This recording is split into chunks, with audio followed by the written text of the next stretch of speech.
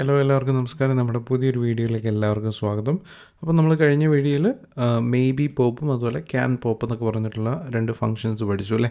അപ്പോൾ ഇന്ന് നമ്മൾ പഠിക്കാൻ പോകുന്നത് വേറൊരു കൺസെപ്റ്റാണ്. നമ്മളിപ്പോൾ ഒരു സ്ക്രീനിൽ നിന്നും എങ്ങനെയാണ് വേറൊരു സ്ക്രീനിലേക്ക് നാവിഗേറ്റ് ചെയ്യുന്നത് അല്ലെങ്കിൽ റൗട്ട് ചെയ്യുന്നത് എങ്ങനെയാണെന്നുള്ളത് പഠിച്ചു അല്ലേ. അപ്പോൾ അതിന് ഉപയോഗിക്കുന്ന ഒരു മെത്തേഡ് എന്തായിരുന്നു? പുഷ് എന്ന് പറയുന്ന ഒരു ഫങ്ഷൻ അല്ലേ. അപ്പോൾ ഈ പുഷിൻ്റെ തന്നെ പല വെറൈറ്റീസ് നമുക്ക് ഫ്ലട്ടർ പ്രൊവൈഡ് ചെയ്യുന്നുണ്ട്.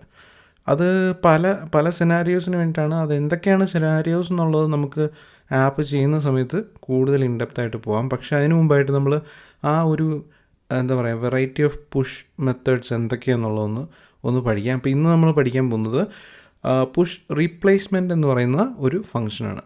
അപ്പോൾ ആ പേരിൽ തന്നെയുണ്ട്. അപ്പോൾ കറൻ്റ്ലി നമ്മൾ ഏത് സ്ക്രീനിലാണോ നിൽക്കുന്നത് അവിടെ നിന്ന് നമ്മൾ പുഷ് റീപ്ലേസ്മെൻറ്റ് ചെയ്ത് കഴിഞ്ഞാൽ നമ്മൾ ആ പുഷ് റീപ്ലേസ് ചെയ്യുന്നത് ഏത് സ്ക്രീനെയാണോ അത് നമ്മളുടെ കറൻ്റ്ലി നിൽക്കുന്ന സ്ക്രീനിനെ റീപ്ലേസ് ചെയ്യും. ഓക്കെ, അത് ഇങ്ങനെ കേട്ട് കഴിഞ്ഞാൽ ചിലപ്പോൾ മനസ്സിലാവാൻ പാടായിരിക്കും. അപ്പോൾ ഞാനൊരു എക്സാമ്പിൾ സഹിതം കാണിച്ചിട്ട് അപ്പോൾ നിങ്ങൾക്ക് കുറച്ചുകൂടി ഒരു ധാരണ കിട്ടും. അപ്പോൾ ഇവിടെ നമ്മുടെ കഴിഞ്ഞ വീഡിയോയിലെ പ്രോഗ്രാം ഇവിടെയുണ്ട്. ഫസ്റ്റ് സ്ക്രീൻ നമ്മളിപ്പോൾ സ്ക്രീനിൽ കാണുന്നത് ഫസ്റ്റ് സ്ക്രീനാണ്. അതുപോലെ സ്റ്റാക്ക് നോക്കൂ, ഇവിടെ മെറ്റീരിയൽ ആപ്പിനകത്ത് ഒരേ ഒരു സ്ക്രീൻ മാത്രമേ ഉള്ളൂ അല്ലേ. അപ്പോൾ ഇവിടെ നിന്നുകൊണ്ട് നമ്മളുടെ പർപ്പസ് ഇതാണ്. നമുക്ക് ഫസ്റ്റ് സ്ക്രീനിൽ നിന്നൊരു ബട്ടൺ ക്ലിക്ക് ചെയ്യുമ്പോൾ, ഉദാഹരണത്തിന് ഇവിടെ കാണുന്ന സെക്കൻഡ് സ്ക്രീൻ എന്ന് പറയുന്ന ബട്ടൺ ക്ലിക്ക് ചെയ്യപ്പെടുമ്പോൾ നമ്മളുടെ സെക്കൻഡ് സ്ക്രീൻ നമ്മളുടെ ആപ്പിൽ ഡിസ്പ്ലേ ചെയ്യണം. അതുപോലെ തന്നെ ഈ ഫസ്റ്റ് സ്ക്രീനിനെ നമ്മളുടെ സ്റ്റാക്കിൽ നിന്ന് റിമൂവ് ചെയ്യുകയും വേണം. അതായത് നമ്മുടെ ഫസ്റ്റ് സ്ക്രീനിനെ നമ്മൾ സെക്കൻഡ് സ്ക്രീൻ വെച്ച് റീപ്ലേസ് ചെയ്യണം. സ്റ്റാക്കിൽ നിന്നും ഫസ്റ്റ് സ്ക്രീനിനെ നമ്മൾ കംപ്ലീറ്റ് ആയിട്ട് റിമൂവ് ചെയ്യണം. അങ്ങനെ ഒരു പർപ്പസിന് വേണ്ടിയിട്ടാണ് ഈ പുഷ് റീപ്ലേസ്മെൻറ്റ് എന്ന് പറയുന്ന ആ ഒരു ഫംഗ്ഷൻ ഉപയോഗിക്കുന്നത്. അതിൻ്റെ ഒരു എങ്ങനെയാണ് എഴുതുന്നതെന്നൊക്കെ ഉള്ളത് നോക്കാം. നമ്മൾ സാധാരണ ഗതിയിൽ എഴുതുന്ന പോലെ തന്നെ നാവിഗേറ്റർ എന്ന് പറയുന്ന ക്ലാസ് വേണമെങ്കിൽ നമുക്ക് ഓഫ് എന്ന് പറയുന്ന ആ ഒരു മെത്തേഡ് ഉപയോഗിക്കാം. അതല്ലെങ്കിൽ നമുക്ക് നേരിട്ട് പുഷ് റീപ്ലേസ്മെൻറ്റ്. അപ്പോൾ ഇവിടെ നോക്കിക്കഴിഞ്ഞാൽ നിങ്ങൾക്ക് കാണാം പുഷ് റീപ്ലേസ്മെൻ്റ് ഉണ്ട്, അതുപോലെ പുഷ് റീപ്ലേസ്മെൻറ്റ് നെയിംഡ് ഉണ്ട്. അപ്പോൾ ഈ പുഷ് റീപ്ലേസ്മെൻറ്റ് എന്ന് പറയുന്നത് എന്താണ്? ഒരു അനോണിമസ് റൗട്ടിങ്ങിന് വേണ്ടിയിട്ടാണ് ഉപയോഗിക്കുന്നത്. അപ്പോൾ നമ്മൾ ഇനിയിപ്പോൾ അങ്ങോട്ട് നോക്കുന്നതെല്ലാം നെയിംഡ് റൗട്ടിംഗ് ആണ്. അപ്പോൾ അതുകൊണ്ട് നമ്മളിവിടെ ചൂസ് ചെയ്യേണ്ടത് ഈ കാണുന്ന ഒരു മെത്തേഡാണ്. ഓക്കെ, അപ്പോൾ ഞാൻ ഓൾറെഡി പറഞ്ഞു, നമ്മൾ നെയിംഡ് റൗട്ടിംഗ് ഉപയോഗിച്ച് ചെയ്യുന്ന എല്ലാ കാര്യങ്ങളും അനോണിമസ് റൗട്ടിംഗ് ഉപയോഗിച്ച് നമുക്ക് ചെയ്യാൻ സാധിക്കും. അപ്പോൾ ഇവിടെ നമുക്ക് ചൂസ് ചെയ്യേണ്ടത് പുഷ് റീപ്ലേസ്മെൻറ്റ് നെയിംഡ് എന്ന് പറയുന്ന ഈ ഒരു ഫംഗ്ഷനാണ്.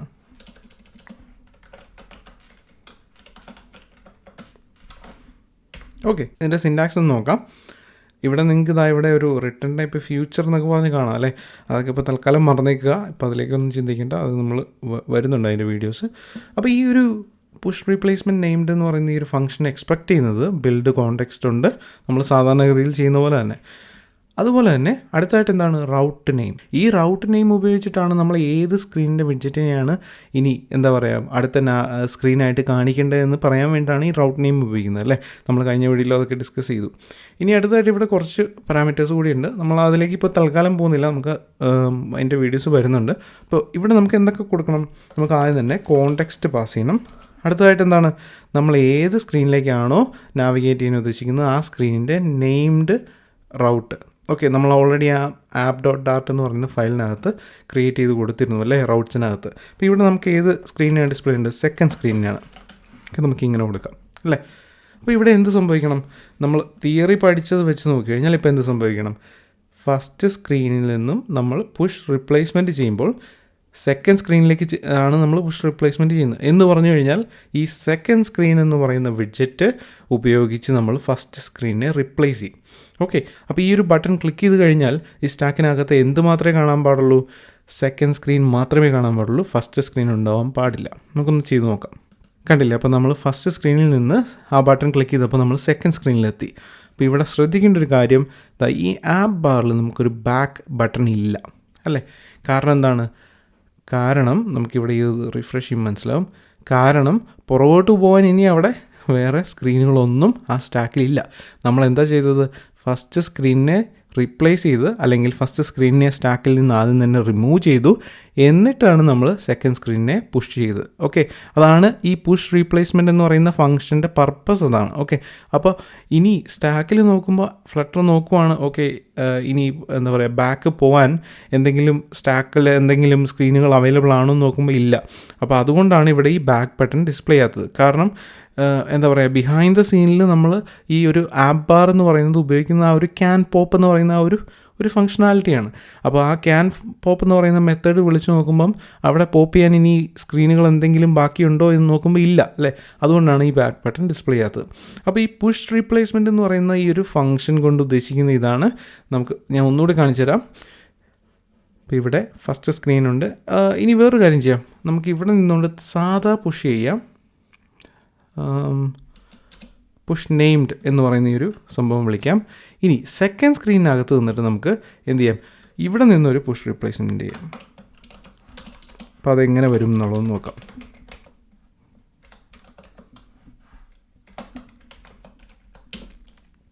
ഓക്കെ, കോണ്ടെക്സ്റ്റ് കൊടുത്തു.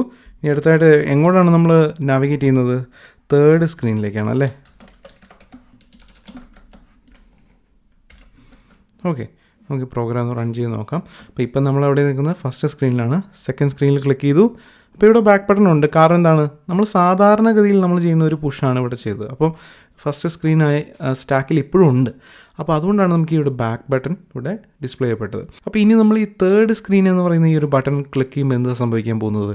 നമ്മൾ എവിടെ നിന്നിട്ടാണ് തേർഡ് സ്ക്രീനിലേക്ക് പോകാൻ ശ്രമിക്കുന്നത് അല്ലെങ്കിൽ പുഷ് റീപ്ലേസ് ചെയ്യാൻ ശ്രമിക്കുന്നത്? സെക്കൻഡ് സ്ക്രീനിൽ നിന്നിട്ടാണ്. അപ്പോൾ ഈ തേർഡ് സ്ക്രീൻ എന്ന് പറയുന്ന വിഡ്ജറ്റ് എന്ത് ചെയ്യും? സെക്കൻഡ് സ്ക്രീൻ എന്ന് പറയുന്ന വിഡ്ജറ്റിനെ റീപ്ലേസ് ചെയ്യും. അതല്ലെങ്കിൽ സെക്കൻഡ് സ്ക്രീൻ എന്ന് പറയുന്ന വിഡ്ജറ്റിനെ ആദ്യം തന്നെ ഈ സ്റ്റാക്കിൽ നിന്ന് റിമൂവ് ചെയ്തിട്ട് അതിനെ റീപ്ലേസ് ചെയ്ത് തേർഡ് സ്ക്രീനിനെ പ്ലേസ് ചെയ്യും. അപ്പോൾ നമ്മൾ കാണാൻ പോകുന്നത് ഏതായിരിക്കും? ഇനി തേർഡ് സ്ക്രീനിനെ ആയിരിക്കും. നമുക്കൊന്ന് ബട്ടൺ ക്ലിക്ക് ചെയ്ത് നോക്കാം എന്താണ് വരുന്നതെന്നുള്ളത്. ഓക്കെ, ഇതാ ഇവിടെ തേർഡ് സ്ക്രീൻ, ഇവിടെ ഒരു ബാക്ക് ബട്ടൺ ഡിസ്പ്ലേ ചെയ്തു. കാരണം എന്തായിരിക്കും? കാരണം നമുക്ക് ഈ സ്റ്റാക്കിനെ ഒന്ന് റിഫ്രഷ് ചെയ്യുമ്പോൾ മനസ്സിലാവും. കണ്ടില്ലേ, ഇപ്പോൾ ഫസ്റ്റ് സ്ക്രീൻ ആദ്യം തന്നെ നമ്മൾ ഓൾറെഡി ഉണ്ടായിരുന്നു അല്ലേ. അത് കഴിഞ്ഞ് നമ്മൾ സെക്കൻഡ് സ്ക്രീനിലേക്ക് നാവിഗേറ്റ് ചെയ്തു. സെക്കൻഡ് സ്ക്രീനിൽ നിന്നിട്ടായിരുന്നു നമ്മൾ തേർഡ് സ്ക്രീനിലേക്ക് പുഷ് റീപ്ലേസ് ചെയ്തത്. അപ്പോൾ എന്ത് സംഭവിച്ചു? തേർഡ് സ്ക്രീനിനെ ഉപയോഗിച്ച് നമ്മൾ സെക്കൻഡ് സ്ക്രീനിനെ റീപ്ലേസ് ചെയ്തു. പക്ഷേ ഇപ്പോഴും നമുക്കിവിടെ ബാക്ക് ബട്ടൺ ഡിസ്പ്ലേ ചെയ്യാനുള്ള കാരണം എന്താണ്? ഫ്ലട്ടർ നോക്കുവാണ് ഈ സ്റ്റാക്കിൽ എത്ര സ്ക്രീനുകൾ അവൈലബിൾ ആയിട്ടുണ്ടെന്ന് നോക്കുകയാണ്. അപ്പോൾ സ്റ്റാക്കിൽ ഒന്നിൽ കൂടുതൽ സ്ക്രീനുകൾ അവൈലബിൾ ആയിട്ടുണ്ട് അല്ലേ. അപ്പോൾ നമുക്ക് സേഫ് ആയിട്ടൊരു ബാക്ക് ബട്ടൺ ഡിസ്പ്ലേ ചെയ്യാം. കാരണം ഇവിടുന്ന് ബാക്ക് അടിച്ച് കഴിഞ്ഞാൽ എവിടെ വരണം? നേരെ, കാരണം സെക്കൻഡ് സ്ക്രീൻ നമ്മൾ ഓൾറെഡി സ്റ്റാക്കിൽ നിന്ന് റിമൂവ് ചെയ്തു. ഇപ്പോൾ ഇനി ഇവിടെ നിന്ന് ബാക്ക് അടിച്ച് കഴിഞ്ഞാൽ എവിടെ വരണം? ഫസ്റ്റ് സ്ക്രീനിലെത്തണം. ഓക്കെ, പിന്നെ ഇവിടെ നിന്ന് ഒന്നുകൂടെ ചെയ്ത് നോക്കാം. നമുക്കൊന്നുകൂടെ ഒന്ന് റിഫ്രഷ് ചെയ്ത് നോക്കാം നമ്മുടെ വിഡ്ജറ്റ് ട്രീ എങ്ങനെയാണെന്ന്. കണ്ടില്ലേ, ഇപ്പോൾ ഫസ്റ്റ് സ്ക്രീൻ മാത്രമേ ഉള്ളൂ. അപ്പോൾ ആപ്പ് ബാറിലെ ആ ഒരു ബാക്ക് ബട്ടൺ പോയി. നമുക്ക് ഒന്നുകൂടി ഒന്ന് ചെയ്ത് നോക്കാം. അത് സെക്കൻഡ് സ്ക്രീനിലേക്ക് വന്നു. സെക്കൻഡ് സ്ക്രീൻ ഡിസ്പ്ലേ ചെയ്തു. കണ്ടില്ലേ, ഇപ്പോൾ ഫസ്റ്റ് സ്ക്രീൻ ആദ്യം ഡിസ്പ്ലേ ചെയ്തു, അത് കഴിഞ്ഞ് സെക്കൻഡ് സ്ക്രീൻ ഡിസ്പ്ലേ ചെയ്തു. ഇനി നമ്മൾ തേർഡ് സ്ക്രീനിലേക്ക് പോകാൻ ശ്രമിച്ചാൽ എന്ത് പറ്റും? നമ്മളുടെ സെക്കൻഡ് സ്ക്രീനെ റീപ്ലേസ് ചെയ്തുകൊണ്ട് തേർഡ് സ്ക്രീൻ അവിടെ പ്ലേസ് ചെയ്തു. കണ്ടില്ലേ, സെക്കൻഡ് സ്ക്രീൻ ഇപ്പോൾ സ്റ്റാക്കിലില്ല. ഇനി നമ്മൾ ബാക്ക് ക്ലിക്ക് ചെയ്ത് കഴിഞ്ഞാൽ എന്ത് സംഭവിക്കണം? ഫസ്റ്റ് സ്ക്രീനിലേക്ക് വന്നു. ഓക്കെ, അപ്പോൾ ഇതിൻ്റെ ഒരു പർപ്പസ് മനസ്സിലാക്കാണെന്ന് വിചാരിക്കുന്നു.